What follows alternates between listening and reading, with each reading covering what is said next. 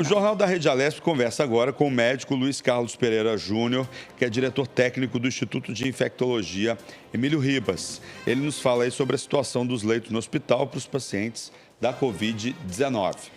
Bom dia, doutor Luiz. Obrigada por ter aceito o convite para participar do Jornal da Rede Alesp. Bom dia.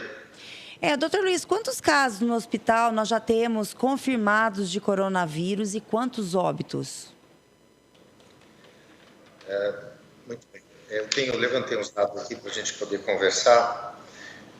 Nós tivemos, até o momento, diagnosticados e tendo como uma data de referência, a metade de março para cá, para ser preciso, de 16 de março para cá, nós já tivemos 1.919 casos, 1.919 testes positivos para coronavírus.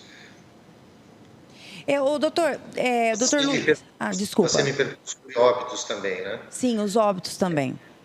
Isso, nós temos registrados até o momento, se a gente considerar esses 2 meses e pouco, 2 meses e meio, nós temos 68 óbitos registrados, dos quais 20 a gente considera como suspeito e 48 confirmados. Só destacando que no início, como nós não tínhamos regularizado ainda a testagem, esses suspeitos acabaram ficando classificados como suspeitos dessa maneira. Mas de 1 mês e meio para cá, nós estamos trabalhando contratamos um laboratório que faz esses testes todos para nós. A gente trabalhou uma parte com o Lutz no momento e depois a gente tem os testes que nós fazemos por uma outra empresa, que também tem um contrato bastante interessante, com o valor foi mais baixo, foi contratado para vários hospitais da administração direta, e aí nós somamos 48 óbitos que foram confirmados. No total, só lembrando, 68 óbitos até o momento. Doutor, quais são as ações aí para ampliar o número de leitos, UTIs, respiradores aí no hospital? Luciano, é uma pergunta ótima, porque o hospital se transformou absolutamente em um hospital de Covid. É um hospital que atende apenas doentes com coronavírus. Nós temos apenas 10 leitos, que nós chamamos de leitos de transição, que são para pacientes que continuam nos procurando, que têm outras patologias, como nós éramos um hospital de referência para HIV, hepatites e outras doenças. A gente conseguiu fazer uma parceria com outros hospitais da administração direta que estão recebendo esse contingente. Um ótimo exemplo é o Hospital Heliópolis, que abriu uma enfermaria apenas para receber essa nossa demanda. A gente conta ainda com outros serviços, como centro de referência e treinamento em DST/AIDS. E dessa forma, a gente, como continuamos recebendo outras patologias, a gente tem uma enfermaria isolada das outras enfermarias, é uma enfermaria que nós chamamos de não Covid. E é uma enfermaria de transição porque a gente estabiliza, faz diagnóstico e encaminha para trazer esses outros hospitais de apoio. Então essa foi a transformação, de você colocar um hospital que tinha 133 leitos, se a gente somar o hospital dia, pronto-socorro, as enfermarias e UTIs, esse hospital ele ampliou, mesmo durante o período de reforma, nós resgatamos as áreas que seriam reformadas e a gente ampliou para 164 leitos para Covid. Então, com isso, a gente conseguiu ampliar, ter uma margem para absorver essa demanda e nós trabalhamos diretamente com a regulação estadual, por isso que a nossa taxa de ocupação acaba sendo sempre a máxima, porque toda vez que nós temos uma alta ou eventualmente um óbito na UTI e as altas, felizmente a gente está tendo muito mais altas do que óbitos, esses leitos são imediatamente oferecidos para a rede de regulação e aí os pacientes se deslocam de onde eles estão, das UPAs, de outros serviços, até o hospital de campanha, vindo ocupar em poucas horas os leitos que nós temos disponibilizados. Doutor, o Hospital Emílio Ribas, ele é referência em doenças infecciosas como HIV e o sífilis, Como que ficou o atendimento desses pacientes no momento em que a Covid-19 ela é prioridade de atendimento aqui no estado de São Paulo? Dessa maneira, Lilian, que eu comecei a resposta passada, da pergunta passada, que foi, a gente construiu uma rede de apoios de outros hospitais do estado e a gente tem trabalhado com eles desta forma. Então, nós fizemos também um alerta que está bem na frente do hospital, na nossa recepção, há uma triagem e a gente pede para que as pessoas, e houve uma comunicação na imprensa também de maneira aberta, de que o hospital seria um hospital dedicado. Então as pessoas naturalmente entenderam e colaboram e acabam procurando outros serviços de referência que a gente tem também disponibilizados para atender essas outras demandas de outras doenças infecciosas. Mesmo assim, nós temos uma demanda que chega com uma manifestação clínica em que eu não posso dizer, não posso te atender. Essa demanda, ela é absorvida, nós tratamos, estabilizamos e direcionamos, então, para essas nossas referências. Doutor, também o hospital ele tem conseguido oferecer os EPIs para todos os profissionais de saúde que trabalham aí? Não só o hospital, né? Essa estratégia que foi uma estratégia muito bem interessante do ponto de vista até dos custos, a Secretaria de Saúde centralizou a compra dos EPIs. Desta forma, a gente compra um volume maior, não nós, né? A Secretaria compra com um volume maior, portanto, com um valor menor, e há uma distribuição semanal, eventualmente, dependendo do consumo, de até 2 vezes por semana, de todos os EPIs para atendimento de Covid, não só para a nossa unidade, mas para as outras unidades também, que estão atendendo, de certa maneira, mais dedicação, menos dedicação, Covid. Então, tem alguns hospitais que mudaram a sua rotina também para poder abrir alguns espaços, né? Vou usar o exemplo do Penteado, que abriu leitos de UTI, e os atendimentos, como é muito próximo da Cachoeirinha, da maternidade,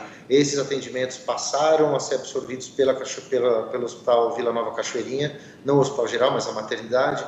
Então, foi feito todo um movimento que começou já em fevereiro, se solidificou aí em março, e a rede estadual está trabalhando dessa forma. E essa compra centralizada tem atendido todos esses hospitais. E, resumindo, nós felizmente não temos falta de EPIs para poder fazer esse atendimento para todos os nossos pacientes e oferecer segurança para todos os nossos funcionários. Doutor Luiz, hoje, qual seria o maior desafio do Hospital Emílio Ribas? Na sua visão de diretor, de médico? Eu posso dizer, elencar aqui para você, Lilian, que o nosso desafio, acho que é o desafio de cuidar de quem cuida. Esse foi, como nós fazemos reuniões periódicas com as associações também, foi o primeiro tema que nós nos debruçamos, tentar observar do grupo de funcionários. Nós temos, se somarmos as terceirizadas e os funcionários efetivos, nós temos um total de 1.760 funcionários.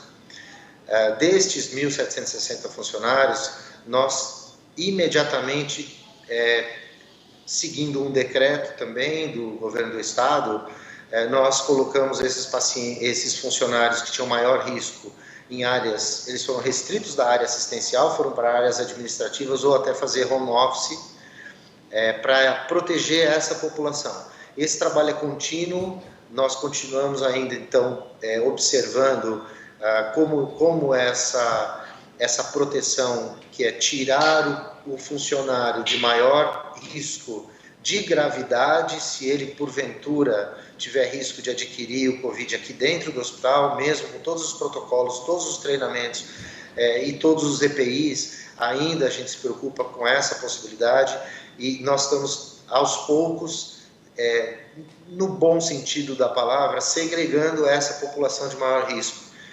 Como a Secretaria também está nos ajudando muito, assim como em outros hospitais, fazendo contratações emergenciais, nós temos a chegada de vários e vários profissionais, principalmente de maior volume de enfermagem, obviamente, mas também de equipe médica, fisioterapia, serviço social, que são pessoas mais jovens, né? E aí essas pessoas estão ocupando aos poucos o espaço dessas pessoas que a gente está tentando preservar. Então, eu acho que se é para elencar qual é o maior desafio, nosso maior desafio é cuidar de quem cuida, é cuidar dessa população. A medicina do trabalho está fazendo um trabalho excelente junto com recursos humanos.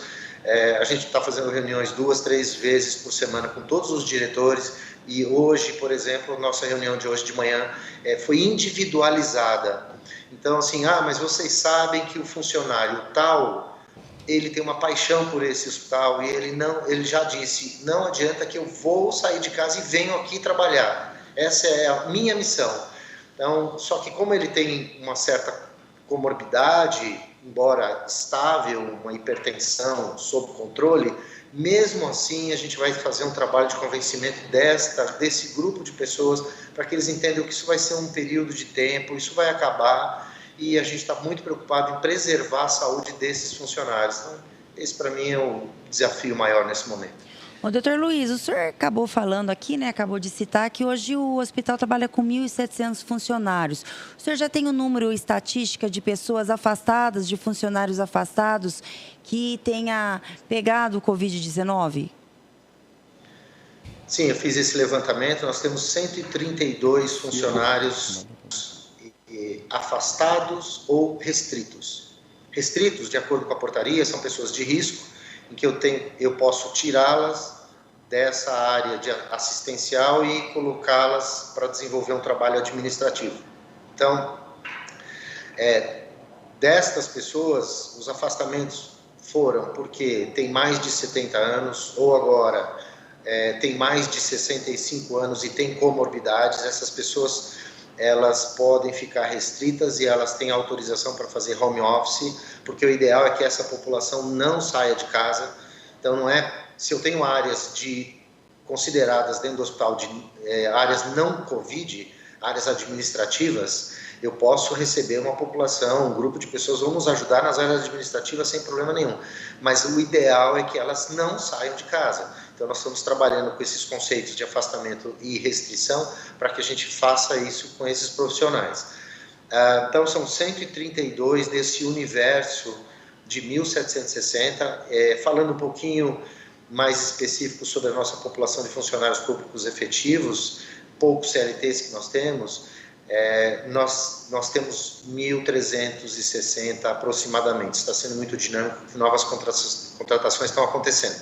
Mas 132 funcionários estão nessa situação. E aí você pode me perguntar, ficaram doentes, tiveram exame positivo e tal? Eu falei, não, esses 132 foram estes que nós estamos preservando, tomando cuidado para que eles não fiquem expostos, mas nós tivemos, nesse período, desde da metade de março para cá, 92 funcionários testaram positivos para o coronavírus. Infelizmente, a gente teve um único óbito, que a gente lamentou muito.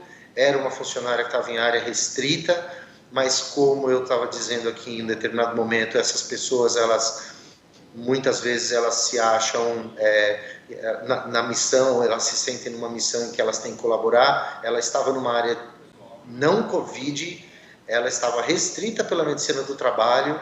A gente acha, inclusive, que por conta disso ela pode não ter se contaminado aqui, né? Porque aí quando você tem os EPIs, você está em área de risco que é mínima e ainda com EPIs, que é obrigatório dentro do hospital, ela pode ter se contaminado no transporte de casa para cá. Doutor Carlos. Né? Então, foi o único óbito que nós tivemos até esse momento. Espero que a gente não tenha mais nenhum. Tá bom. Doutor Luiz Carlos. Doutor Luiz Carlos. De exames positivos, por exemplo, 91 Eu acho que ele não está escutando. Acho que ele não está escutando a gente. Positivos, né? Doutor Luiz. As pessoas que testam positivos, depois de 14 dias, elas podem voltar ao trabalho. Ele não está ouvindo a gente, né? Mais segurança até. Doutor Luiz, muito obrigado pela entrevista, muito obrigado pela participação aqui no Jornal da Rede Alesp.